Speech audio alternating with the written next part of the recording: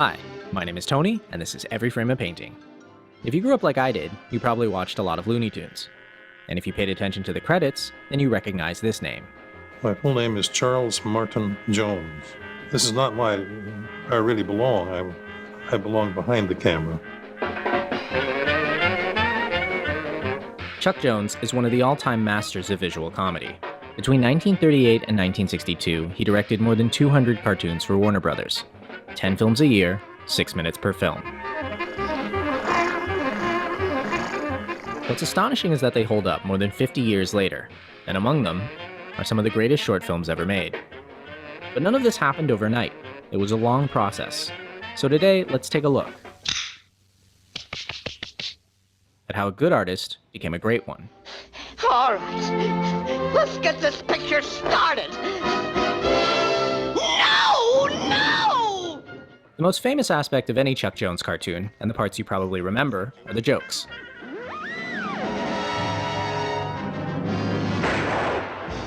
Written by Michael Maltese and Ted Pierce. Nearly every gag here follows a classic two-part structure. The first part leads you to make an assumption. The second part proves it wrong. That's it. Assumption?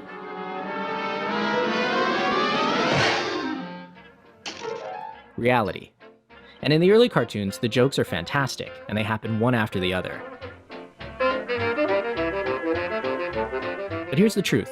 The gags are only the surface level.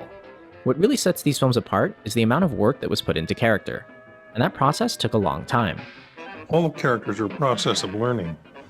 It's hard for people to understand who watch actors to realize that actors come with an ability. They've played other parts. Hello. You bring in a drawing, all you have is a drawing. And you have to put in the characters. Consider the case of Daffy Duck. When he first started out, Daffy was more or less insane. Gosh, what a crazy, screwy duck. But over the course of 15 years, he changed from being the one who laughs to being the butt of the joke.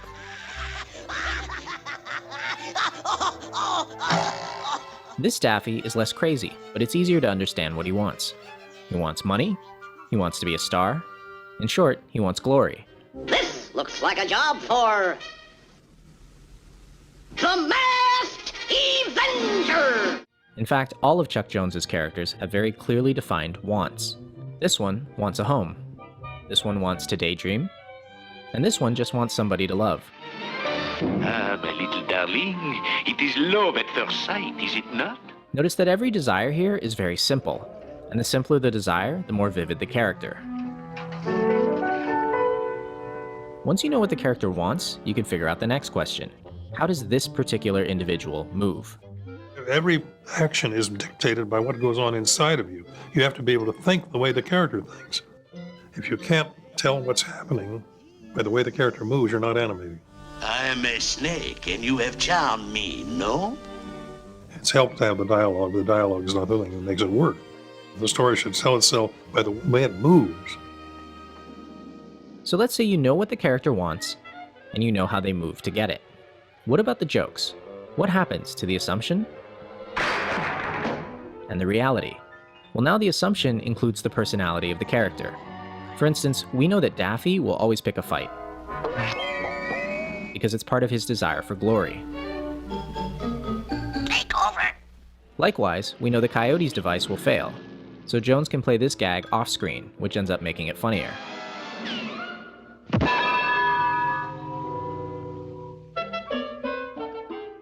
But there is a danger to this approach. If you just focus on great jokes with the same well-defined characters, you can easily get trapped in a formula. Sometimes I feel very sorry for the coyote. Sometimes I wish he'd catch him.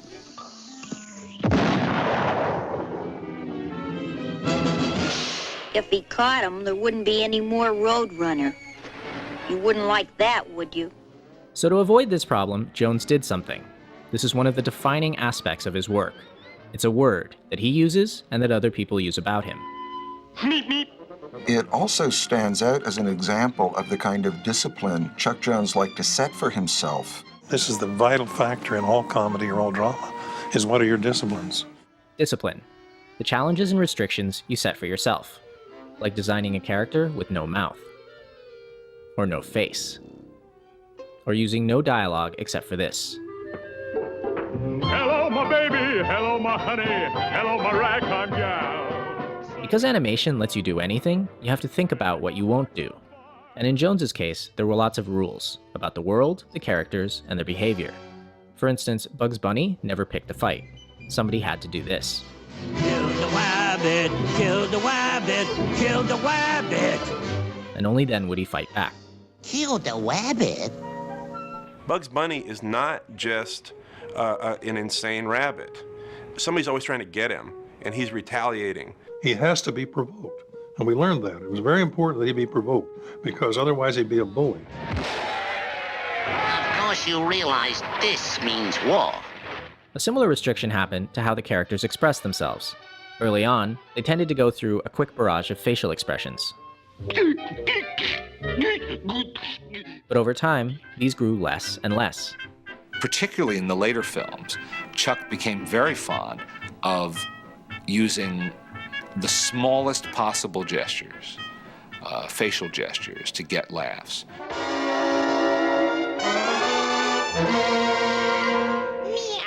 Chuck's facial expressions were the best in the business because he was a minimalist.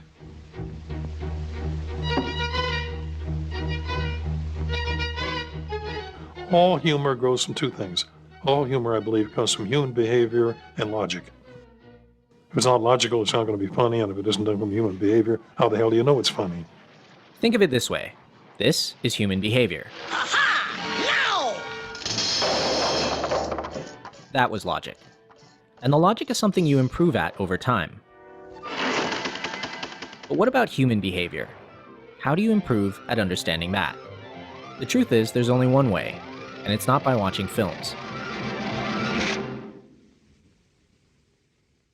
When you talk to Chuck, he's always encouraging you to go to the source, to study real life, to study art, and apply that to your animation. It's not just drawing funny faces. Jones believed it wasn't enough to just watch movies. You had to have interests outside of film. You had to study real life. Most of all, he encouraged this. Reading. Read everything. It doesn't do you much good to draw unless you have something to draw. And the only place you get anything to draw is from out of that head. And the only way that you can exercise the mind is by bringing new ideas to it, so it'll be surprised. Yes? And say, God, I didn't know that. That's the greatest thing in the world. Gee, I didn't know that. And there you are, you know? There you are. It's not just about gags, not just about characters, not just about discipline. It's about studying the real world and learning something new, then putting that back into the work. In other words, inspiration. And the great thing about this kind of inspiration?